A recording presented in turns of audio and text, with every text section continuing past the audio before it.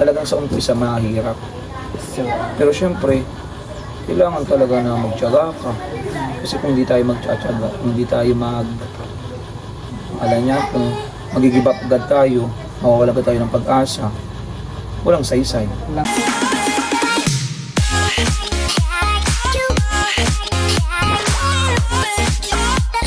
Lang ako. Sabi doon, meta-cognition.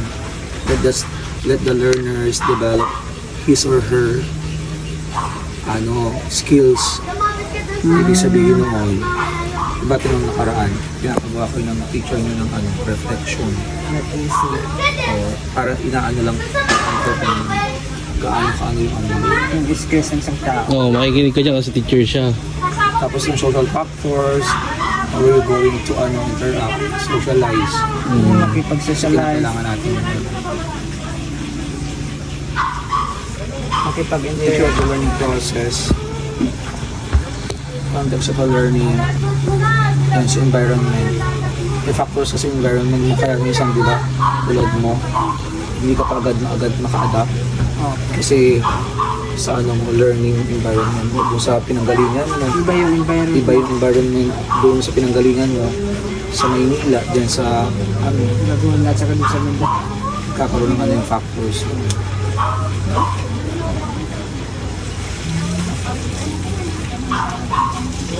Tapos facilitate learning. Teachers can guide instructions. So as a teacher, kinakailangan mo pa rin instruction. Siyempre sa mga estudyante. Kasi minsan, may mahirap kasi makaintindi ng mga estudyante. And of course, create supportive environment. Siyempre as a student, kinakailangan safe and secured environment conducive for learning. Interesting.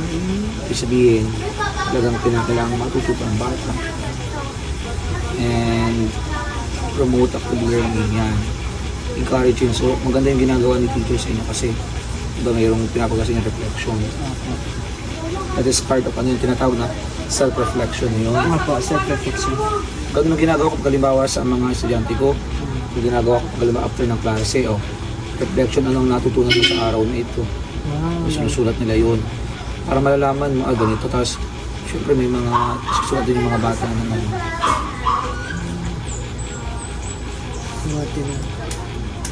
Application. So, yung lagi matatandaan yung sa stages, infancy, early childhood, middle, and adolescence. Yung infancy yun, from birth to 2 years old. Ano yung skills na na-develop doon? So like sa infancy, marunong na siyang mag-recognize na makapagsalita ng other words, basic words. Yung mama, yung mga basic words. Tapos dun sa 2 years old, 6 years old na niya, motor skills, ibig sabihin marunong na siyang running, yan, jumping, yan. Tapos dun sa middle, yan, nagkakaroon siya ng relationship. Yan, the family, friends, yan, marunong. Dito na nagkakaroon ng yung sa relationship. Tapos adolescence, yun na yung mga physical changes.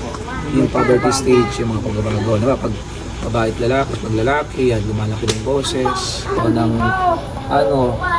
feeling sa iba. Yan. May pakiramdam ka na sa isang individual. Tapos doon mo na rin ma-identity kung saan ka, kung ano talaga. Kung halimbawa, sino ka talaga, ano talaga ang gusto mo. Maganda pag-aralan yan kasi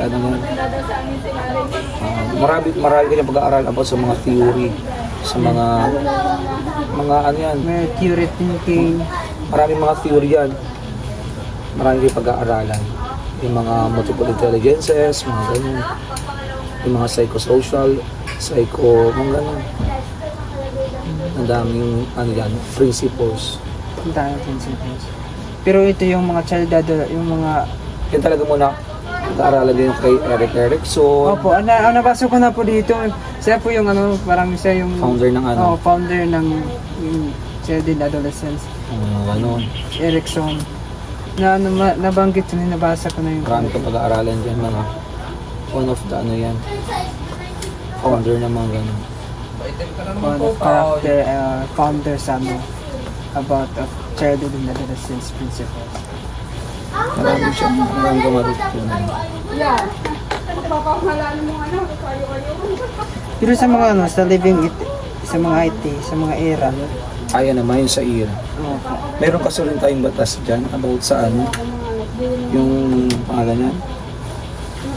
Yung pangalaga sa ano, mga evangelist people. Opo. IFRA ba yun? Tama ba? Ifra, opo, Ifra. Kasi yung sa ano, Kasi rini-research meron talagang batas na pangalagaan yung ano, bigyang pagpapahalaga. Yung mga evangelist people, mga kapatid. Kasi sila yung one of the nangangalaga ng ating environment.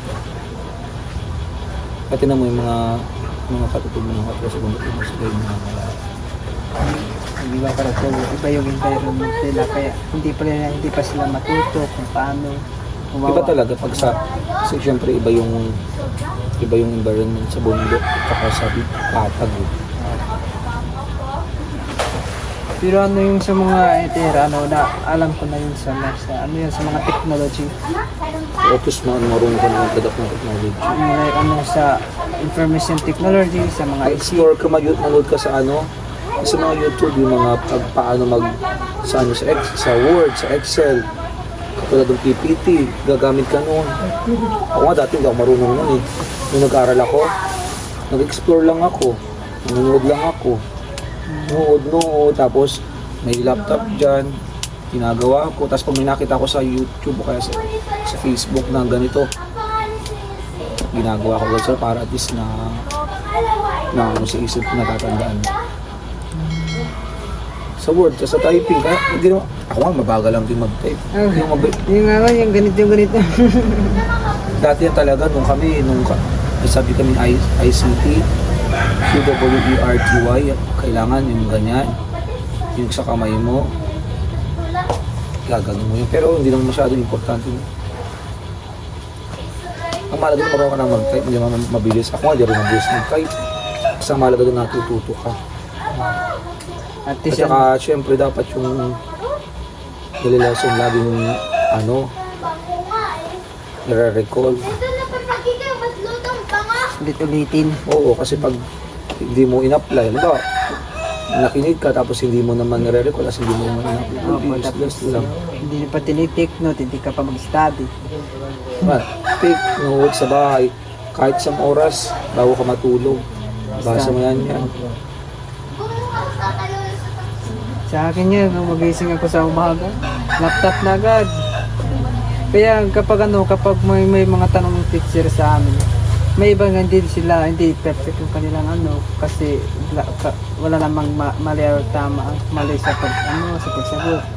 Kaya lang may mas pinakamaling talaga na sagot. Kaya, Oo, lahat naman. opo, may Pag sasagot ako mahihiya. Kasi mas maganda yung nagre-recite kasi mas nakikilala ka ng teacher, yung prof mo. Kasi pag tatay-tahimik ka, maganyan-ganyan ba ako? Yung maganyan. Siyempre, mataas sa recitation.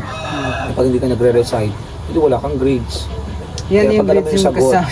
raise your hand. Nagtatanong siya, paano saan daw gagamitin yung index card niya yung 1 by 1? Yun nga yung one of the parang class record yun na teacher. Oo. Ano nga, magre-recite. Halimbawa, Jeffrey, bubunutin mo. Bubunutin. So, pag hindi ka naka-recite, 0. Oo. Ang grading system dito, 0 base. Kapag hindi ka nakasagot, 0. Alam ba, tinawag ka, what is child adolescence? Syempre, sasagutin mo yun. Pag hindi mo nasagot yun, 0 ka. Yun ganun yung index card. Yung picture, makilala ka kasi Oo. mahirap naman. Kung madami Siyempre, kayo. Daming-dami nyo. Jeffrey, tatlo Jeffrey. Hindi baka ang mabigyan bagsak na grade, ikaw. Nagre-recite ka. Aray ko. Kaya magayon na rin talaga may index card tsaka may 1 by 1. Picture. Kailangan pala mag-recite talaga. Okay. Pag alam mo yung sagot, taas ka ng kamay. Talaga kaya may kasama Mahihiya? ako. May kasama kayo. Lagi naman nagtataas ng kamay. Kasi like sa philosophy, love of wisdom, alam ko na talaga yan. Tapos, hindi magaganyan talaga. Ano? Ayun. Mabilis ka ba magsalita? Mabilis na magsalita eh. Dahan-dahan lang para maunuhan ni teacher. smooth lang. Ano, Kasi kung mabilis ka, sumagot ka nga, tapos mabilis ka naman, edi hindi ka rin naman makakaano. yun, tumatayo pa ako, makaganyan pala talaga ako. Yung ganyan. Parang ano pa ako, parang mahiya pa talaga ako tumayo. Pero once yung Tsaka ano, talagang nagre-recite ka lagi, kaya yung teacher titingin. Para yung ano ni teacher, uy, huli naman itong Ano sumagot. siya? Confident. kaya, Kasi kung halimbawa, nagre-recite ka pag ganun gano'n, Galing. kaya ibig sabihin, hindi mo talaga, hindi galing sa'yo yun. hindi galing yun sa'yo. Pag halimbawa, pag sasagot ka lagi, makipag eye to eye contact ka kay teacher. Mas maganda yun yung eye to eye. So parang, Para ay, galing naman itong sumagot. Oh. Makikilala ka na. Si Jeffrey ito yung lagi na nagre-recite. Oh. Hindi perfect ka na sa recitation. Di flat one ka na. Oh. sa, Kasi minsan may mga professor, pag halimbawa magaling, minsan nag-exempt yun sa ano. Diba? Or si Jeffrey ang magaling o exempted na sa ano, sa exam. Oh. Diba? sayang mga points na binigay ko lang Kasi pag alam mo yung sagot, recite, huwag kayong halimbawa, nagtanong si teacher, dadaldal ka, baka naman, hayaan, magtaas ka. nasayang talaga yung ano, Laging may gano'n, may paggalang yun, taas lagi ng kamay. Hindi yung isasigaw mo yung sagot. marami na ako mga points na sinasayangan ko lang talaga. Bakit? Marami na yung ano, yung like Kaya ano daw sa, siya. like sa mga personality development. So, magansap na talaga ako. Kanya maganyan yung parang madalawa pang isip ko. Huwag ka mahiya sumagot Kasi pag alam mo. yung ano, yung tatlo lang talaga yung sagot ko sa personality development. Like belief, values, and experience. Oo. Ganyan lang talaga. Tatlo lang. Kaya lang, di na What is your belief? belief. Kung tinanong ka, halimbawa yung mga paniniwala mo na ano, na nakapagpaano sa sarili mo, gano'n. Kung magbigay ka nga ng mga paniniwala mo, Like sa mga ano, sa mga values na ano yung like sa isang kung katulad mo, bilang isang katutubo, ano yung paniniwala mo na kapag mas lalong nakapagpaano ng sarili mo? Diba? Sabi mo yung belief mo, yung environment mo, yung mismong ano mo. yun lang talaga yung sagot. Sayang Diba sabi mo ano nakaraan, sumagot ka kay ano mo, sabi mo, tinanong ka ni teacher, bakit kinuha mo yung ano, yung major na Filipino? Ano sabi mo? yung ano, Ang sagot mo? yung sagot ko lang sa ano kay yung Dahil? dahil ano as a BSed major in Filipino, so as a tribe, so gusto ko yung makuha yung major na Filipino kasi alam ko naman yung like mga environment like sa mga katutubo or IP na hindi pa sila like marunong magsalita ng Tagalog. Oo, tama. At tapos hindi pa sila makaintindi ng Tagalog. As a tribe, pwede rin ako makapagtulong sa kanila darating araw na kapag magtapos ako ng pag-aaral. Oo, malay mo maging teacher ka dun sa inyong bundok o ikaw yung unang dahil sa iyo, marunong silang na hindi lang isang lingwahe ang alam nila, isang ano, kundi meron silang natutunan na Tagalog dahil sa iyo, Filipino. Kaya yung ano, at saka sabi ko na like sa mga, like as akin tribo, marami rin ako mga lingwahe na nasalamuha, na natutunan akong lingwahe, like sa mga, like, mayroon din ako like sa mga Ilonggo, like sa mga Muslim, lalo na yung like, Tinong marami na palang tag mo pa ako. Ako alam ko lang English tsaka Filipino, Tagalog ko, ang dami mo na palang alam.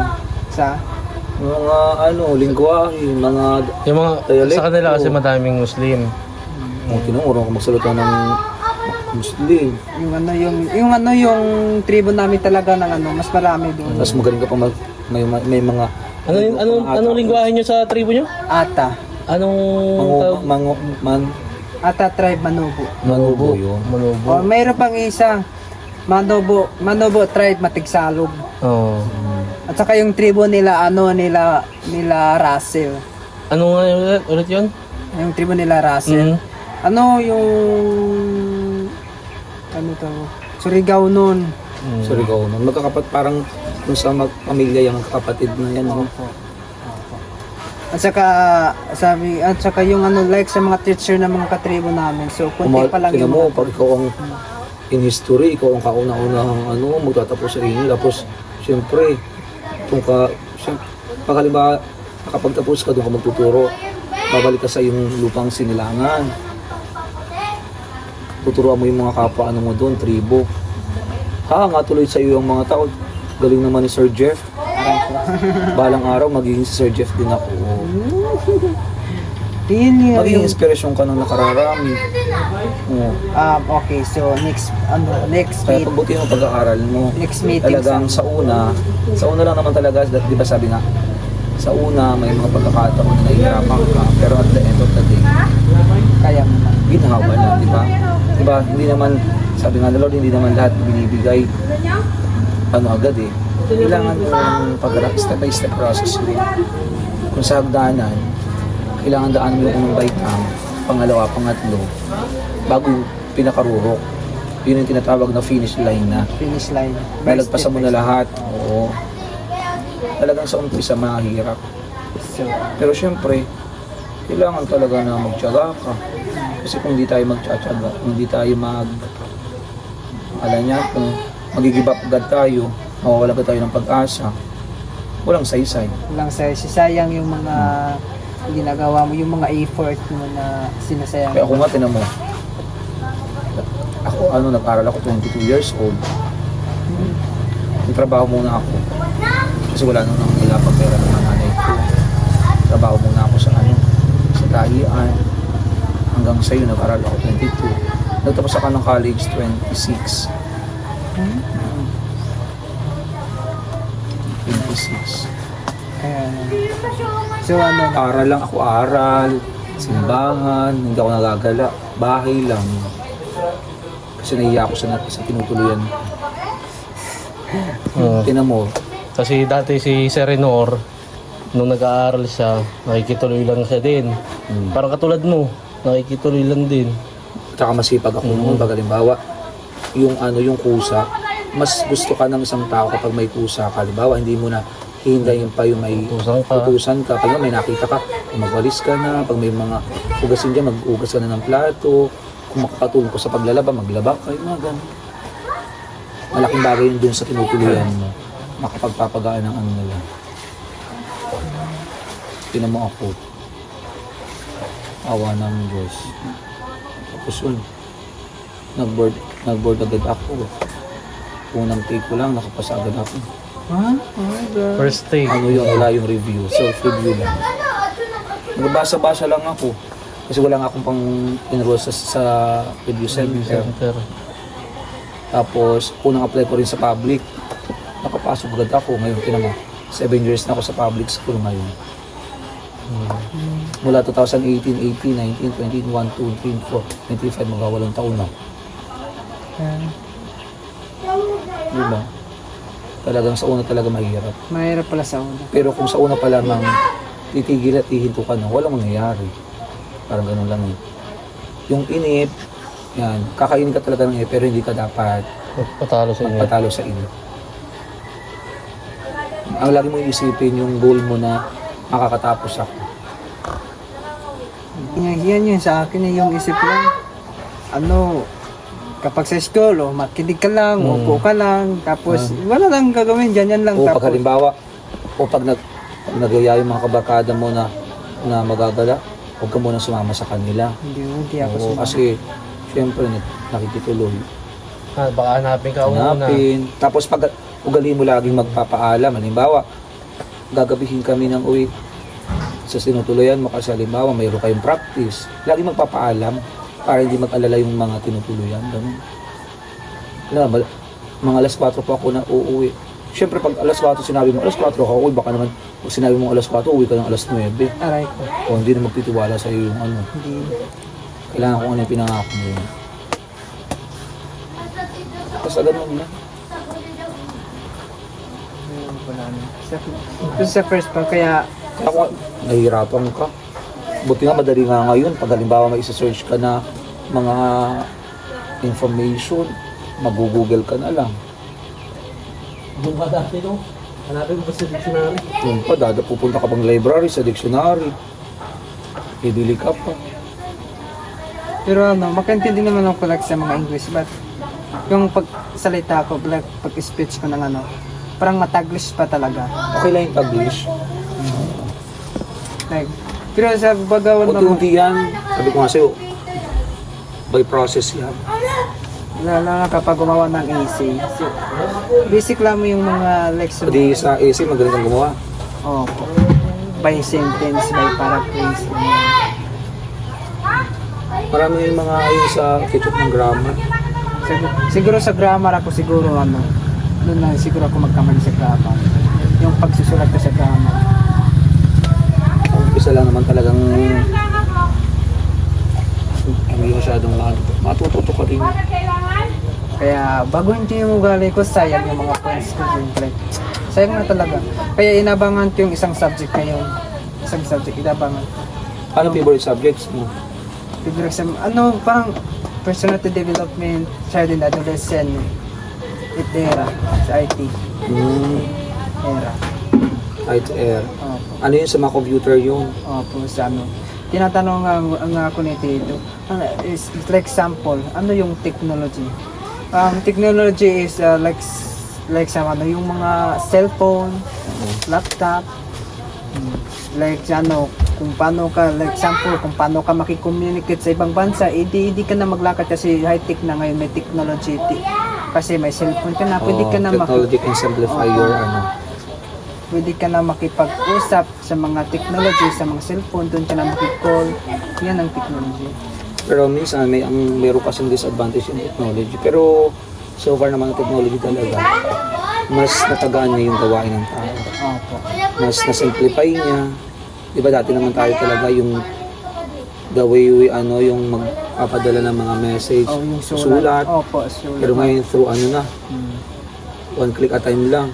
Yan ang yung sa ICT, sa Information Communicate Technology. Yung makipag-communicate ka ng isang tao, gumamit ka ng like cellphone. Yan technology. Yan pa yung subject namin na hindi pa na discuss, hindi pa naturo. Kaya yan Pag sa basic yan sa IT yan, ICT, ano yan? Yung sa mga basic operation, yung mga typing, Opo, sa mga like computer. mga may memorize mo dyan. Ano yung mga letter na dapat yan, UWERTY, ganun. Yan yung tab, yun. Pero ako, di rin ako masyado mabilis. Yung mga letter, nakaka-type ka. Ako nga talaga, kasi tatlo.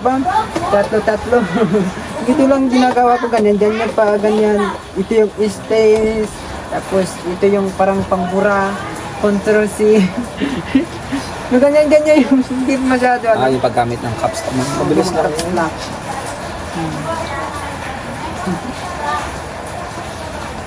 Pero okay naman, medyo... Basta ka magkano?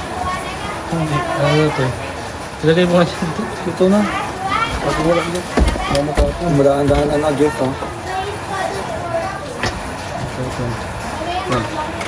Yung ba? Isang salo? Sarap lang. Paano ko, Jeff? Paano ko muna? Okay, so maraming salamat po sa pag-support sa video ko. Maraming salamat po sa shoutout po sa lahat na followers namin sa ibang panig ng mundo, like sa mga Davao, sa Mindanao, Luzon, Visayas, especially po kay Daddy Paul. So yung po kay Daddy Paul, maraming salamat po sa pag-support. And then yung Pugong Biharo team, lalo na kay Kuya Peter, sa Kuya Pico Bombay, maraming salamat po sa pag-support, sa pag-subscribe po sa kanilang channel, especially po kay Brad TV. And then don't forget, please like and share and follow po and subscribe. And then comment po kung ano yung mga gusto nyo i-comment.